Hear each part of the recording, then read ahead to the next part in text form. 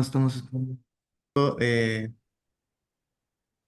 Primero que nada, buenos días, mucho gusto. Soy Gerardo Javier Perales Mendoza, R1 de Geriatría, y pues el día de hoy voy a presentar caso clínico de oncología. Primero que nada, dar mucha eh, agradecimientos aquí a mis asesores, al doctor Luis Antonio Cancel Treviño, al doctor Javier Martínez Moyano y a la doctora Diana Flores, residente de Medicina Interna de segundo año. Muchas gracias por el apoyo y pues vamos a comenzar. Iniciamos con la ficha de identificación, pues es un paciente masculino de 57 años, es casado, comerciante, es de religión católica, reside en Reynosa, Tamaulipas, y pues el interrogatorio fue de carácter mixto confiable. Como parte de sus antecedentes heredofamiliares, el paciente refiere padre y madre finados por causa desconocida y en cuanto a algo de mucha importancia, es un hermano diagnosticado con CEA de pulmón a los 67 años. En cuanto a sus hijos, pues aparentemente sanos. En cuanto a lo no patológico, pues el paciente refiere vivir en casa de materiales perdurables, que cuenta con todos los servicios, niega que tenga algún tipo de hacinamiento, dieta pues variada, en este caso nada más con restricción de la lactosa desde hace 20 años porque le provoca distensión, sedentario, inmunizaciones pues 3 dosis de COVID en 2022 la última dosis y vacuna contra el neumococo hace 5 años en una sola dosis. Refiere exposición laboral a serrín y a materiales de ferretería y con B clase 1. En cuanto al personal patológico, pues el paciente niega el consumo de alcohol, toxicomanías, alguna alergia, traumatismos, antecedentes quirúrgicos, hospitalizaciones, el uso de medicamentos o transfusiones. Lo que sí nos refiere como positivo importante es el consumo de tabaco de una cajetilla diaria por los últimos 30 años, dándonos un índice tabáquico de aproximadamente 30 paquetes año. ¿Cuál fue el motivo de consulta? Bueno, en esta ocasión el motivo de consulta fue tos con expectoraciones blanquecinas y disfonía. ¿Cómo empezamos todo? Bueno, pues él inicia su sintomatología en octubre del 2024 con disfonía, episodios de tos con expectoración blanquecina, dolor en hemitórax posterior de un mes de evolución, pérdida de peso no intencionada de 10 kilos en 6 meses, por lo que acuden a otorrinolaringólogo donde se realiza videolaringoscopía, donde se evidencia parálisis de cuerda vocal izquierda, esto en Reynosa, Tamaulipas. ¿Qué tenemos hasta el momento? Bueno, pues tenemos un hombre de 57 años, tabaquismo positivo, disfonía, tos y pérdida de peso no intencionada. ¿Qué vamos a ver a continuación? Bueno, pues a continuación vamos a hablar un poquito de la importancia del screening de cáncer de pulmón. Vamos a hablar de algunos estudios, en este caso voy a poner de ejemplo el estudio de Nelson. ¿Qué es este estudio? Bueno, el estudio de Nelson, que es el Netherlands Leuven Lung Cancer Screenings Onderzoek, es para evaluar el tamizaje de cáncer de pulmón. En este caso, si el tamizaje con tomografía computada de bajas dosis, pues reduce la mortalidad de cáncer de pulmón. En este caso, en comparación con ningún tamizaje en adultos con alto riesgo, vamos a ver, por ejemplo, en fumadores o fumadores, en este caso si tienen, por ejemplo, un consumo de más de 15 cigarrillos al día por los últimos 25 años o más de 10 cigarrillos al día por los últimos 30 años. Los que fueron también fumadores que han dejado este hábito tabáquico, pero hace menos de 10 años. Se realizó el seguimiento de estos pacientes a 10 años y lo que se pudo demostrar es que la mortalidad en el grupo de screening pues fue menor a la del grupo de control. En este caso, 2,5 pacientes por cada 1,000 estudiados, mientras que en el grupo de control fueron 3,3 por cada 1,000. Hubo una reducción aproximadamente del 25% de la mortalidad en este estudio y pues pudimos identificar que también hubo un aumento en la incidencia de cáncer de pulmón. O sea, nosotros pudimos detectar más pacientes con cáncer de pulmón al realizar el screening. ¿Qué nos da esto? Bueno, que hay beneficios evidentes de realizar este tipo de tamizaje. ¿Como cuáles? Bueno, pues estamos detectando el cáncer de pulmón en etapas más tempranas, se reduce la mortalidad en general, el desplazamiento hacia etapas más tempranas del cáncer de pulmón, hay ganancia de años de vida, mejoramos la equidad en la salud, también hay mayores tasas de resección quirúrgica en cáncer de pulmón, mayores tasas de abandono del tabaquismo, que es uno de los factores de riesgo principales, la reducción de la carga general para los sistemas de salud, reducción de la mortalidad relacionada con el cáncer de pulmón y pues detección de hallazgos relevantes y comorbilidades. En este caso también.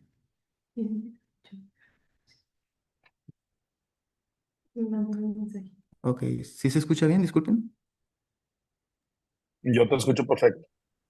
Ok, bueno, perfecto.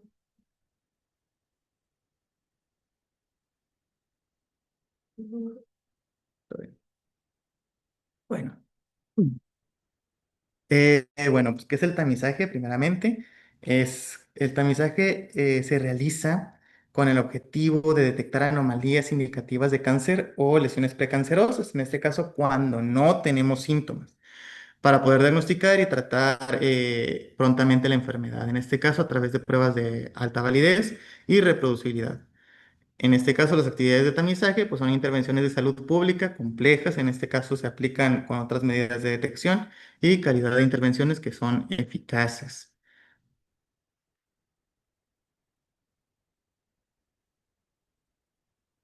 Continuamos con el PA. En este caso, pues, ¿qué pasó? Que se solicitó un TAC de cuello y tórax, en el cual podemos encontrar una masa heterogénea de bordes irregulares, aproximadamente de 10 por 8 centímetros, donde se muestra realce positivo. Tras la administración de contraste con áreas hipodensas centrales, se asocia infiltración de parénquima pulmonar apical, circundante que presenta patrón reticular y bordes de atelectasia adyacentes. También linfadenopatía infiltrativa en mediastino superior, que se extiende hacia la línea parasagital izquierda. Aquí podemos ver un poquito el TAC de tórax, lo podemos reproducir de nueva cuenta.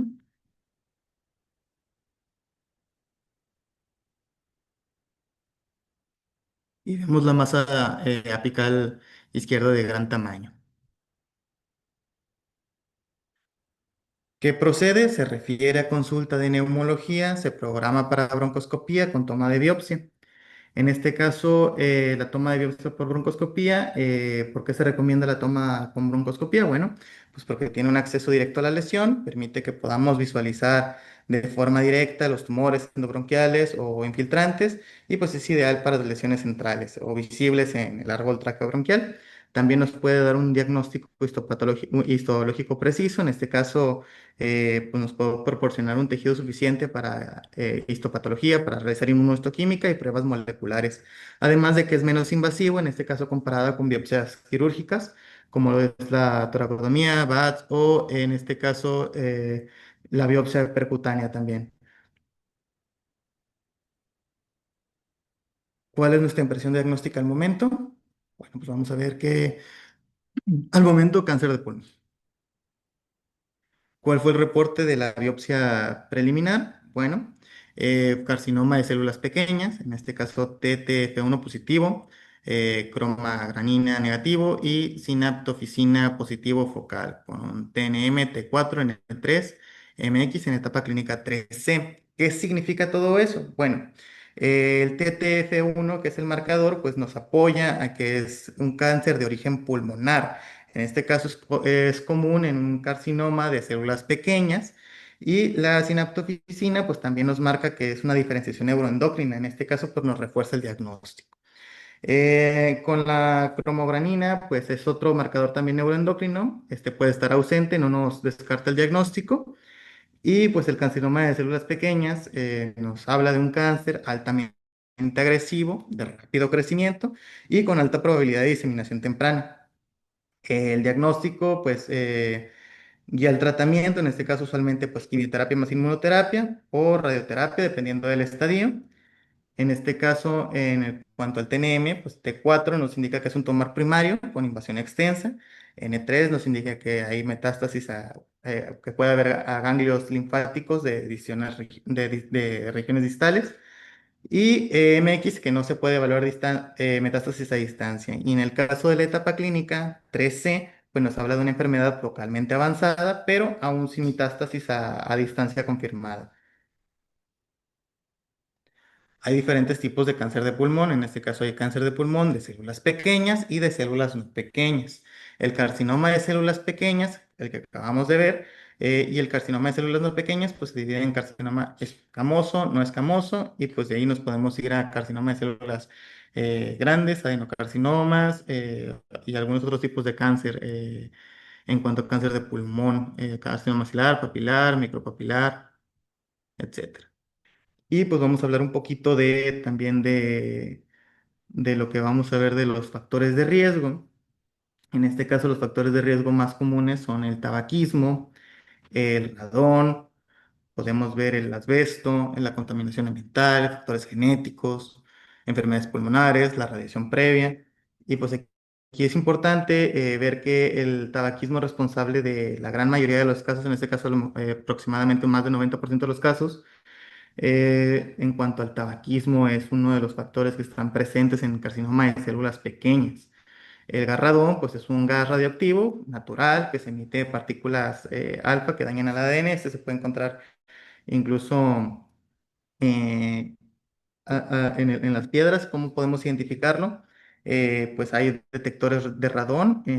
Este puede estar en las casas donde podemos detectarlos de forma doméstica sin ningún problema, al igual que el asbesto, que tiene como origen materiales industriales de construcción como las tejas, los aislantes, productos textiles, y pues nosotros podemos detectarlos por detectores domésticos.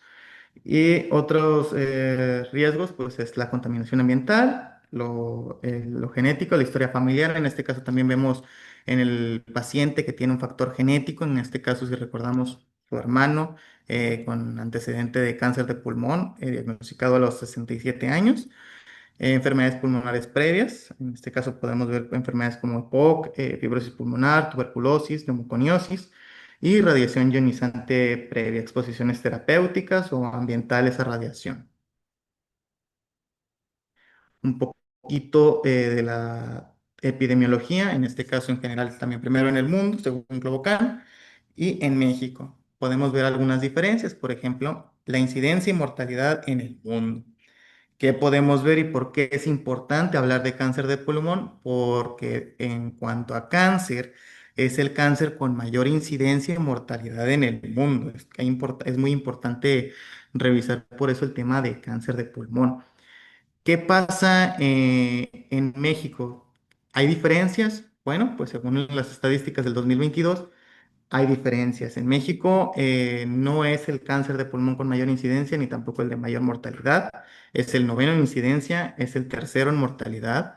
Vemos que de todas formas sigue siendo algo muy importante en cuanto a la epidemiología. Pero ¿por qué podemos ver un poquito de diferencia entre México y el mundo? Bueno, pues esto puede ser por el subdiagnóstico.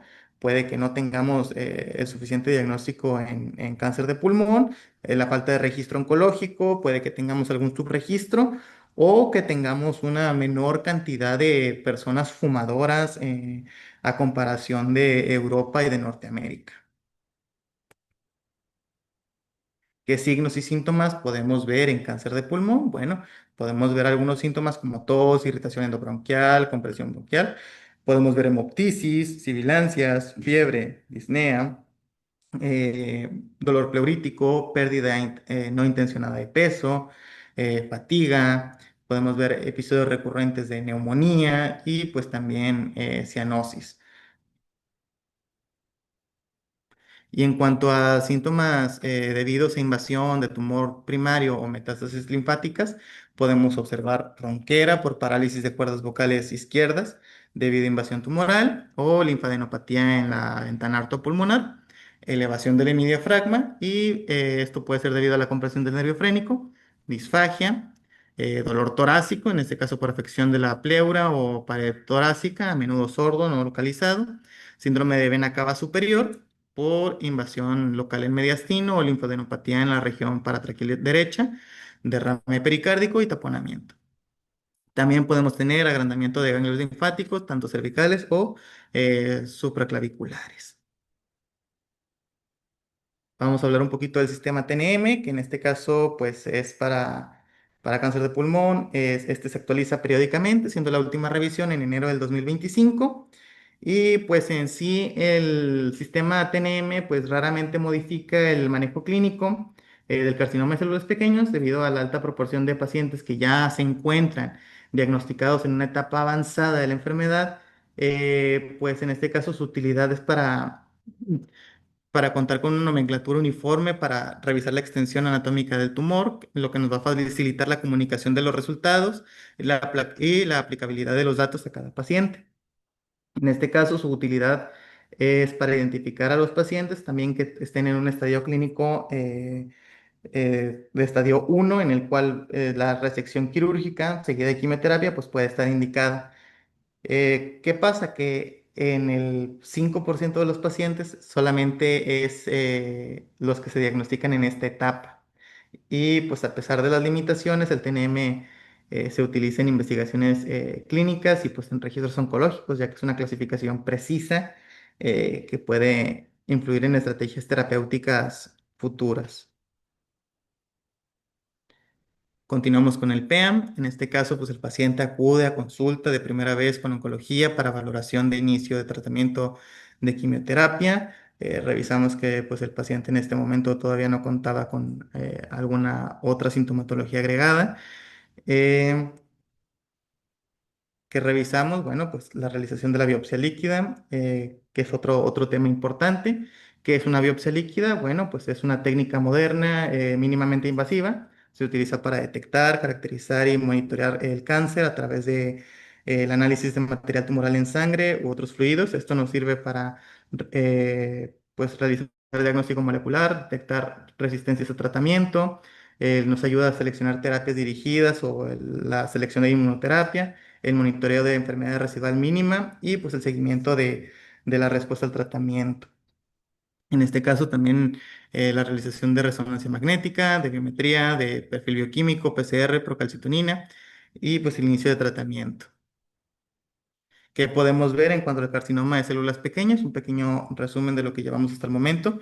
Según los algoritmos, bueno, pues tenemos un carcinoma de células pequeñas en el cual nosotros vemos ya el anamnesis, el examen físico, todo lo que estamos viendo, los signos, síntomas que podemos ver, revisión de la patología, el recuento sanguíneo, en este caso podemos ver las pruebas que podemos enviar a los pacientes, las pruebas de laboratorio, tanto las pruebas de imagen, resonancia de cerebro, la cual vamos a hablar en un momento, y pues también el asesoramiento e intervención para dejar de fumar, ya que es uno de los factores de riesgo que estábamos comentando. Y pues el estadio, dependiendo del estadio que tengamos, pues van a ser las conductas terapéuticas. Igualmente, pues si ese es un estadio limitado, pues vamos a ver también si hay derrame pleural, que se recomiende la toracocentesis, pruebas de función pulmonar, vamos a recomendar también evaluaciones multidisciplinarias antes de cualquier cirugía en caso de que sea el caso. Y pues también pues valorar en este caso si es un estadio limitado, en este caso un estadio clínico 1 a 2A, un estadio limitado pero ya extenso, en este caso de 2B a 3C, o si en este caso pues ya es metástasis a distancia. Hablando de la resonancia magnética de cerebro, ¿por qué es importante realizar una resonancia magnética en un paciente con carcinoma de células pequeñas? Bueno, pues al momento del diagnóstico, independientemente del estadio clínico, pues vemos que hay un porcentaje alto de pacientes que ya presentan metástasis cerebrales subclínicas. Aproximadamente un 15% de los pacientes presentan metástasis cerebral al momento del diagnóstico. Esta puede presentarse como cefalea o debilidad focal, pero la gran mayoría de los pacientes se presentan asintomáticos y ya presentan metástasis cerebrales. ¿Por qué resonancia magnética y no TAC? Bueno, en este caso por la sensibilidad y especificidad para la detección. Podemos ver que hay mejor resolución en el sistema nervioso central en la resonancia magnética, pero una de las ventajas del ATAC que también se evalúa ahí la diferencia es que pues es más disponible y pues está en un menor tiempo, pero sí hay mayor sensibilidad en la resonancia magnética de cerebro. Algo también que podemos evaluar es el score de Corana, en el cual nosotros estratificamos riesgo para tromboembolismo venoso. Esto en pacientes con cáncer ambulatorio que van a recibir quimioterapia. ¿Para qué lo utilizamos? Bueno, para identificar pacientes que se podrían beneficiar de tromboprofilaxis, en este caso con anticoagulantes orales como apixaban o rivaroxaban. Y en esta escala, pues podemos ver, por ejemplo, dependiendo del sitio del tumor, si es de muy alto riesgo, de alto riesgo o si está en otros sitios, si el paciente tiene una cuenta de plaquetas mayor o igual a 350.000, la hemoglobina si está por debajo de 10, si tiene leucocitos por encima de 11.000 o un índice de masa corporal por encima de 35.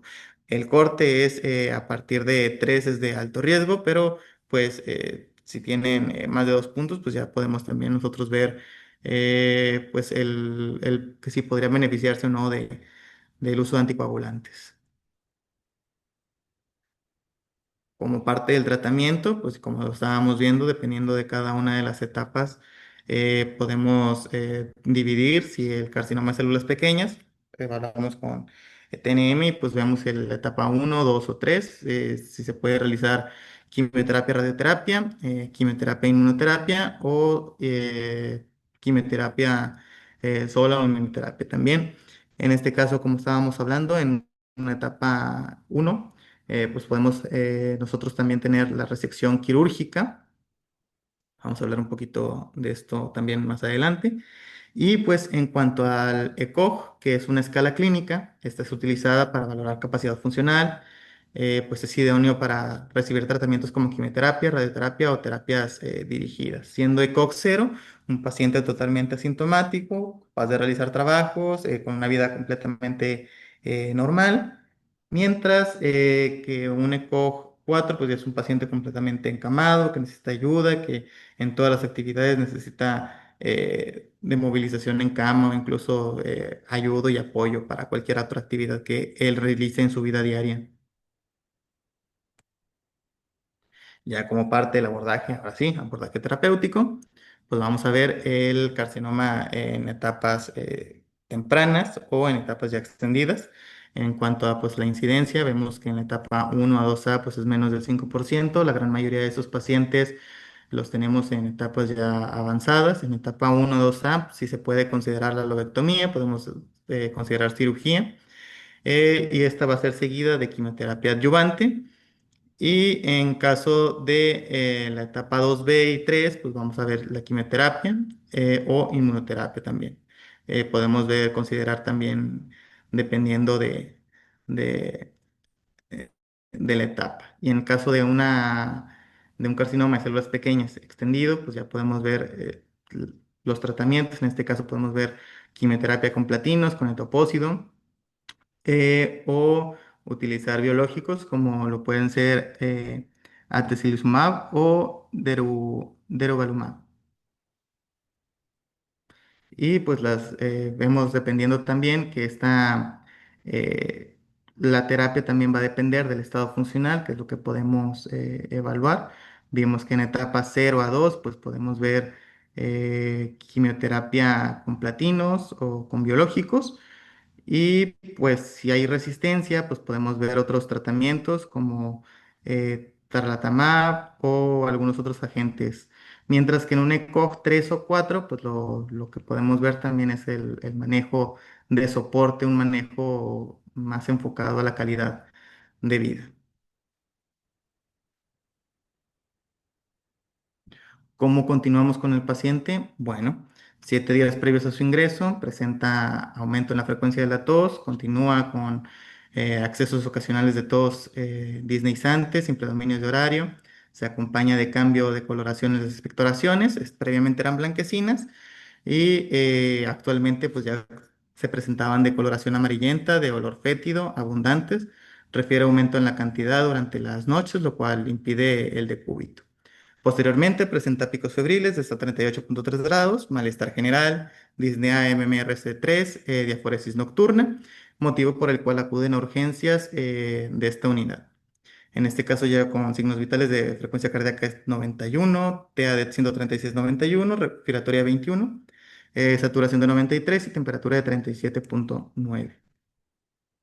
Que podemos ver el interrogatorio por aparatos y sistemas, bueno, pues la astenia, dinamia, la pérdida de peso que tuvimos en 6 meses, el dolor en hemitórax posterior, disfonía, también presentó intolerancia al frío y en cuanto a otros síntomas, pues estaban negados.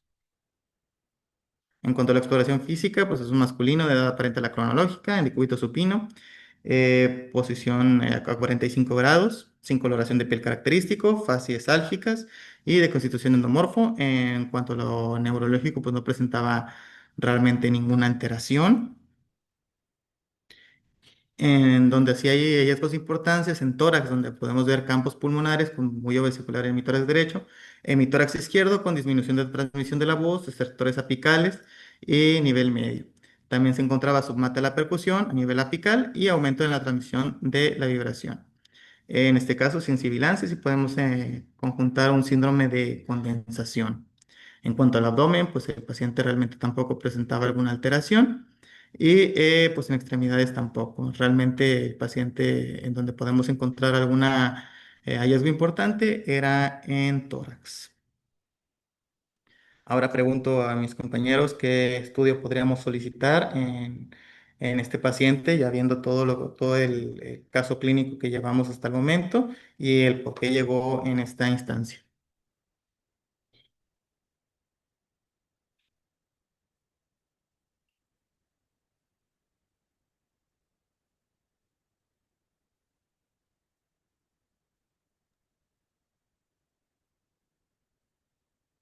Buenísimo, Gerardo. Muchas gracias por la presentación. De esta pregunta que lanzas, ¿qué estudios adicionales solicitarías? Digo, no sé si hay alguien que nos pueda apoyar o si no, tú, Gerardo, Sí. ¿qué estudios adicionales nos recomiendas? Bueno, pues en este caso se recomiendan los siguientes estudios. Podemos observar ya enfocados en cuanto al tratamiento, bueno, ya enfocados al caso clínico, nosotros podemos pedir biometría hemática, química clínica, estudios de imagen como lo pueden ser la radiografía, TAC de tórax, además de cultivos aerobio, anaerobio, de expectoración, podemos iniciar con la búsqueda de hongos también, en este caso puede ser un galactomanano. Y pues viendo un poquito con el paciente, pues los estudios de laboratorio que se le solicitaron al ingreso, pues fueron la biometría hemática, tiempos de coagulación, marcadores de, en este caso, procalcitonina, PCR, en este caso, inflamación, y que pudimos ver, pues, anemia normocítica normocrómica, una hemoglobina de 11, en este caso es una anemia grado 1, plaquetas de 312, tiempos de coagulación 25.8, en este caso con un INR normal. Y lo que sí pudimos ver es una PCR elevada en 288. También pedimos estudios de laboratorio, una química, en el cual observamos glucosa de 118, creatinina de 0.6. Lo que sí podemos ver es el potasio disminuido en 3.19 y el calcio disminuido en 7.5 y hierro en 20, además del fósforo en 2.8.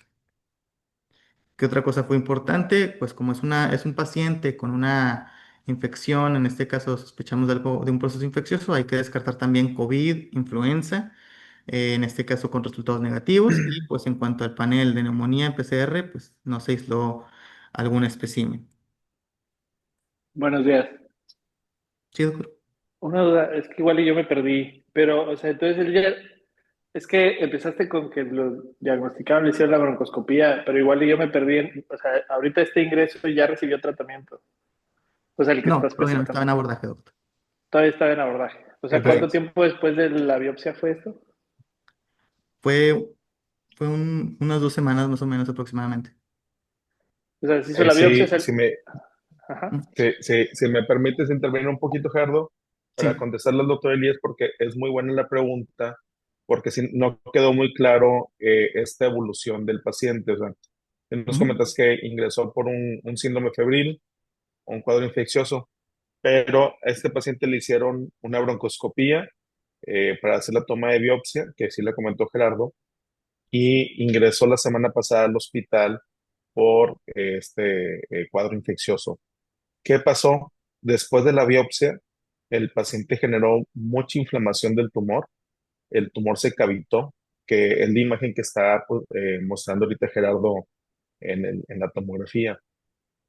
el tumor se cavitó y se sobreinfectó, que esto no es un cuadro muy típico, ¿eh? Usualmente tomamos biopsia y no vemos muchas complicaciones posterior a la biopsia. Aquí vemos el tumor completamente cavitado, no ha recibido ningún tipo de tratamiento hasta el momento y ingresó por este cuadro infeccioso. Y de esto hay mucho de qué rascarle, pero ahorita no te interrumpo para que, digo, nada más contestándolo, Elías, y para que puedas continuar también tu caso. Muchas gracias. Adelante. Muchas gracias, doctor.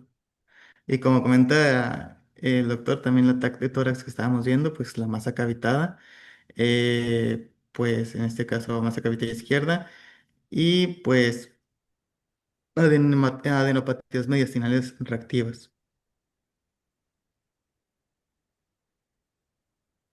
También podemos ver infiltrado centrolebolillar en árbol de gemación, e infiltrado en vidrio despulido, de distribución multifocal difusa.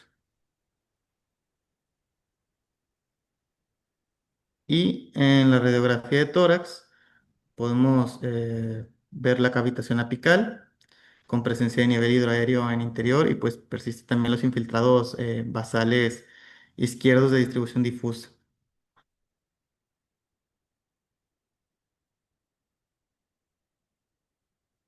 Hasta el momento, pues, ¿cuál sería nuestro listado de problemas en en este caso?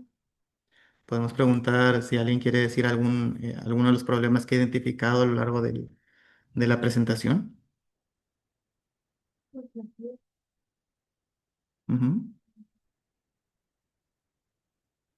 Síndrome de consolidación que, sí, consolidación, ¿no? Consolidación que tenía. Eh, no sé, cáncer. Sí, sí, son algunos de los problemas que tenemos hasta el momento. Podemos ver algunos problemas, la disfonía, la pérdida de peso, la tos, la parálisis de cuerda vocal izquierda, dolor en el tórax, astenia, dinamia, expectoración blanquecina, eh, anemia, normo, leucocitosis, neutrofilia. Y como vemos, pues el carcinoma de células pequeñas, en etapa clínica 3C. En cuanto a los estudios de imagen, pues la pérdida de la arquitectura del lóbulo superior, expensas de la masa cavitada, el infiltrado centroleobliar en árbol de quemación, el infiltrado en vidrio despulido, los ganglios de espectro reactivo, la masa cavitada izquierda y pues adenopatías mediastinales reactivas. También pues la elevación de los marcadores de inflamación. En este caso, pues podemos ver que en cultivo de expectoración tuvimos positivo para hemófilos para influenza. En este caso, en cuanto a los tratamientos referidos, pues vimos que era susceptible a meropenem. Y también algo muy importante que podemos valorar fue un galactomanano positivo, por el cual se inició con isobuconazol. ¿Qué podemos observar aquí? Bueno, pues que es un paciente que, como comentó el doctor, vino con una infección agregada posterior a la realización de la biopsia, y que podemos ver que es un paciente con inmunosupresión. Podemos ver que este paciente puede estar predispuesto a algunas infecciones oportunistas, como pueden ser Pneumocystis jirovecii, puede ser Cándida, citomegalovirus, Aspergillus, herpes simple, Mycobacterium tuberculosis. En este caso, hay algunos factores que nos pueden dar inmunosupresión en este cáncer de pulmón. Puede ser por el mismo tumor, por la liberación de citoquinas inmunosupresoras, en este caso reduciendo la función de las células T y de las natural killer. Puede ser ya cuando estamos en tratamiento oncológico, o algunos otros factores, por ejemplo, el tabaquismo, EPOC, desnutrición, que tenga alguna otra comorbilidad del paciente. Y como tal, pues las infecciones oportunistas, vemos que pueden ser Pneumocystis jirovecii, aspergilosis, citomegalovirus, herpes zóster, nocardia, etcétera. ¿Y qué puede ser útil en pacientes inmunosuprimidos? Bueno, pues la realización de galactomanano, en este caso, pues, si se sospecha de aspergilosis o algún hongo, PCR para detectar algunos agentes como Pneumocystis jirovecii. El lavado branquiovelar también es importante para el diagnóstico en infecciones pulmonares. Cultivos, en este caso, pues vimos que fue positivo un cultivo de expectoración a, a Haemophilus influenza.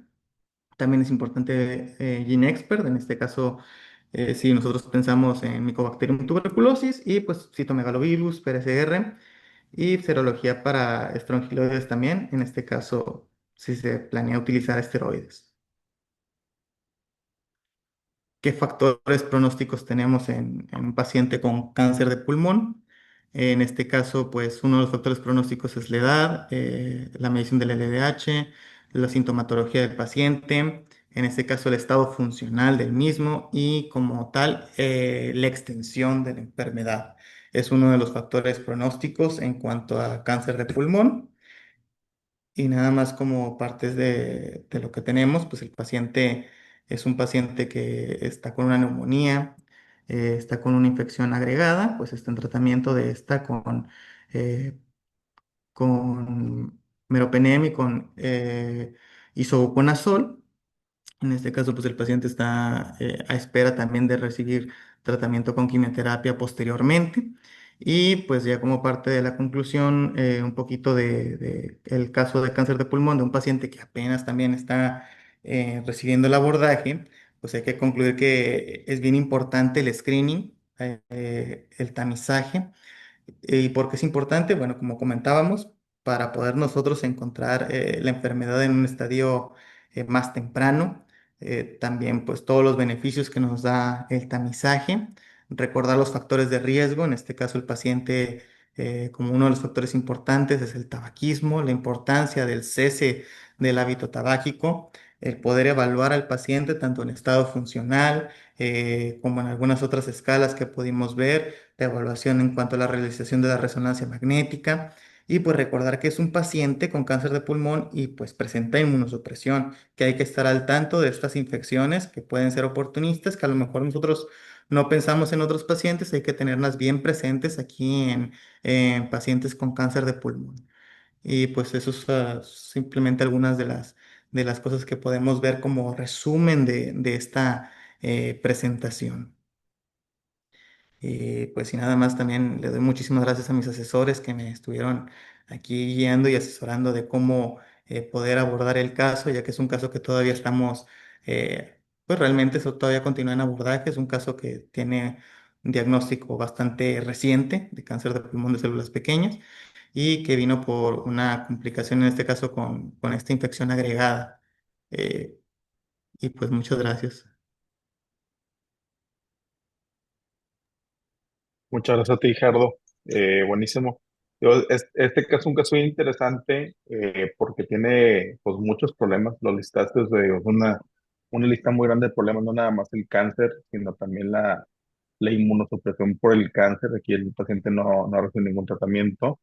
El proceso infeccioso, el lactomanano, vaya, todo el laboratorio infeccioso. De este caso, ¿qué serían las tres cosas que más te llaman la atención? Y te comento algo, como que siendo geriatra, es una enfermedad que usualmente vemos en pacientes mayores. La edad promedio de cáncer de células pequeñas es 68 años, pero usualmente vemos en los pacientes 70, 75, 78 con ese tipo de enfermedad. Y es un paciente joven, que es una de las cosas que me llamó la atención también, 57 años que tiene este paciente. ¿Qué otras cosas te llamaron la atención de este paciente, Gerardo? Me llamó la atención del paciente, pues que tenía antecedente de un hermano con cáncer de pulmón y el cómo inició él, el que empezó con la disfonía, con la tos y que pues era fumador de muchos años, pues dices, oye, puede tener también otras enfermedades, el cómo llegar al diagnóstico de cáncer de pulmón. Pues eso es bastante interesante también. Me llamó la atención el estadio en el cual lo encontraron y que al investigar un poquito de carcinoma de células pequeñas, pues la verdad es que yo no sabía que la gran mayoría de los pacientes pues ya llegan en etapas bien avanzadas y eso es lo que me dio curiosidad de que, oye, pues estaría bien que se extendiera más a la población la importancia de tamizar y pues poder encontrar esto en etapas tempranas, que también el estado funcional en cuanto a los pacientes geriátricos podría ser bien importante ya que pues podemos encontrarlos en un estado funcional en un eco pues ya más avanzado, con más dificultades y pues es importante también el valorar que es un factor pronóstico para el tratamiento también y pues para la respuesta del mismo y es más o menos lo que me puede llamar un poquito la atención.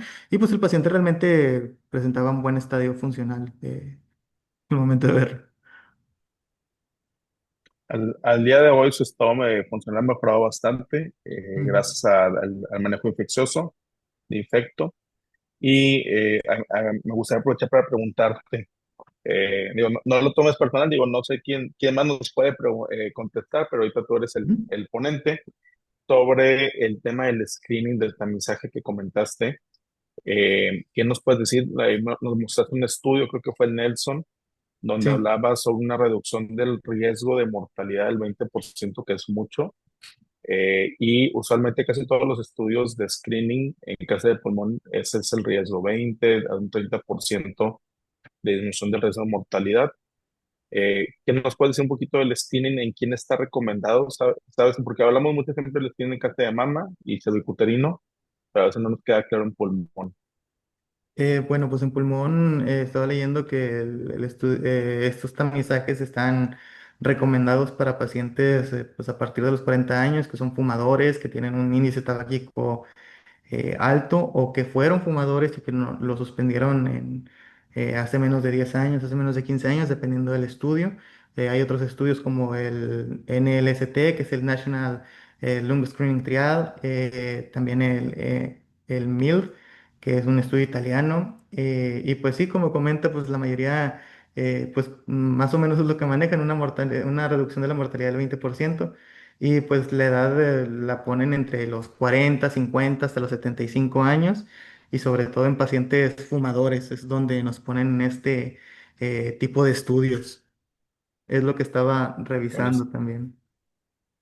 Buenísimo. O sea, el consenso general, Gerardo, y para el resto es arriba de 50 años, con un índice tabáquico de arriba de 20 paquetes años, donde consideramos que hay mayor probabilidad de carcinogénesis. Entonces, arriba de 50 años y con índice tabáquico arriba de 20 paquetes año. Sí hay muchas poblaciones que no están cubiertas en estos screening, pero viendo esa población específica, estamos con una reducción de mortalidad muy importante. Varias cosas que cuando se hicieron estos estudios no teníamos tanto desarrollo de moléculas en etapas tempranas, que esta información seguramente va a cambiar en un futuro ahora que nos hemos vuelto más eficientes en el manejo de cáncer de pulmón y cáncer en etapas tempranas. Y pues bueno, eso es una cosa. Y digo, ya se han presentado varios casos de cáncer de pulmón en estas sesiones y siempre hablamos sobre genotipos moleculares. No sé si nos puedes hablar un poquito, porque aquí no nos platicas nada de genotipos moleculares en cáncer de células pequeñas. Sí, pues en O alguien que cuanto... lo quiera ayudar, Ujú.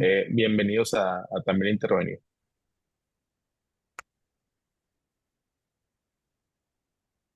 em, Cuando hablamos de genotipos moleculares, Gerardo, hablamos ujú. de las clásicas mutaciones como EGFR, como LK, que se han presentado casos, red Ah, dos uno para hablar terapias dirigidas.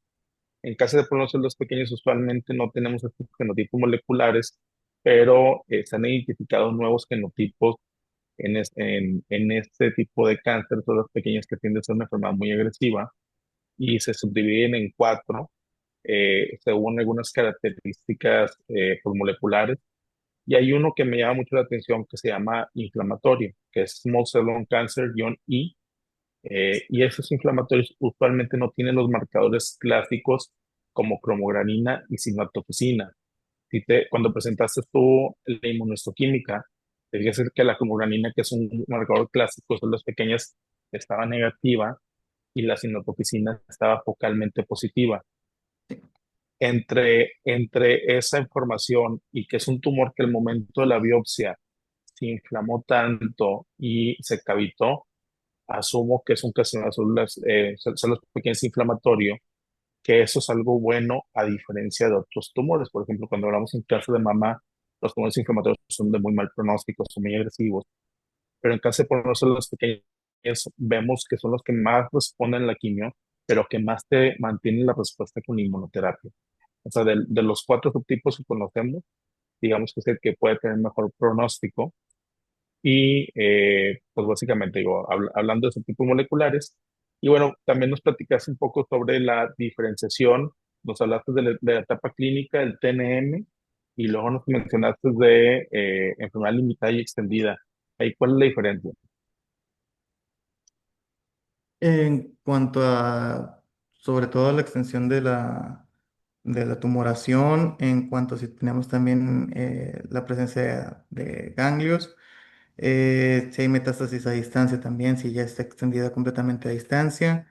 Y pues en este caso, si es local, pues la posibilidad también de resección. Ahí me robé el micrófono un rato. No sé si el doctor Elías González tenga alguna pregunta para ti.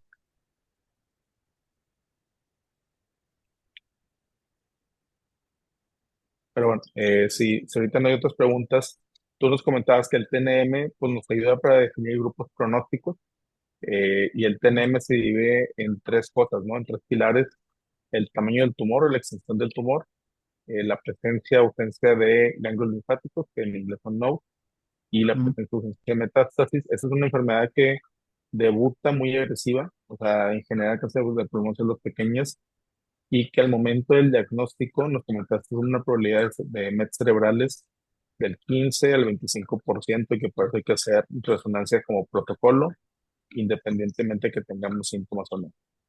Sí. Nosotros lo simplificamos, el tema de enfermedad limitada o extendida, para saber si está limitado un campo torácico o si se extendió del campo torácico, o sea, para poder definir si podemos iniciar con tratamiento concurrente de quimio-radioterapia, que es lo clásico, o empezamos con quimio-inmunoterapia, que sería también lo clásico para una enfermedad extendida o metastática.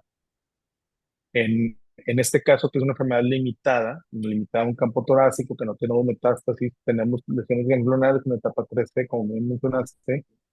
El Ujú. tratamiento clásico sería, o el tratamiento recomendado sería quimioterapia con radioterapia concurrente, y al final se consolida con inmunoterapia que se llama durvalumab.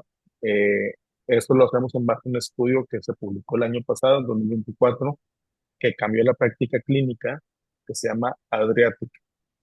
¿Y por qué cambió la práctica clínica? Porque agregarle inmunoterapia en etapas tempranas nos cambiaba la supervivencia global promedio de 33 meses a 60 meses. Entonces, una diferencia bastante grande de agregarle inmunoterapia en etapas más tempranas, porque siempre lo hacíamos solamente en enfermedad metastásica. Ok. Muchas gracias, doctor. De hecho, es bien importante y bien valiosa esa aportación, pues el ver que estos cambios en el cual nos puede dar una mejora en la supervivencia del paciente, pues es bien importante de conocerlo por parte de nosotros como estudiantes. Muy bien, claro. No sé si alguien tenga alguna duda para Gerardo, para mí.